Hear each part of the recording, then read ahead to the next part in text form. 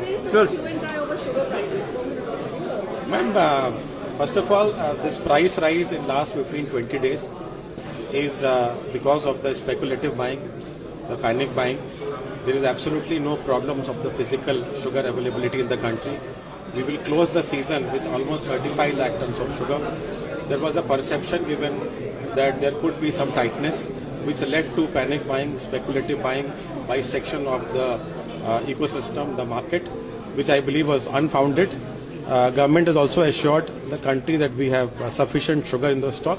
So there is absolutely no reason for any price increase. However, with all the measures which the government has taken and with the support of the industry, we are also willing to start our mills 10 to 15 days ahead in the season.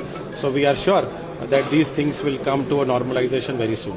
Why ethanol is being blamed for this? Ethanol is absolutely not to be blamed for any cost increase because one is that ethanol diversion only happens after surety of the domestic consumption. Domestic consumption remains the first priority for the government, followed by the diversion. And ethanol has only helped the country in terms of timely payment to the farmer, in terms of reducing the imported crude. So it has done great to the country, great to the economy, great to the sugarcane ecosystem. It has not to be blamed.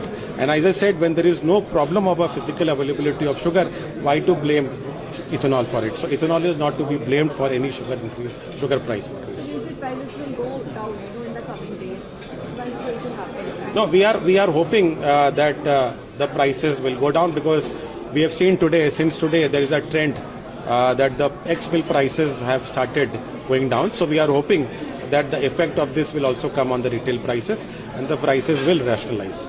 So last question, how can we make the price, is there any price parity for the exports in the international market of sugar? Yeah, obviously there is an international, because the raw imports have been allowed, there is has to be a parity.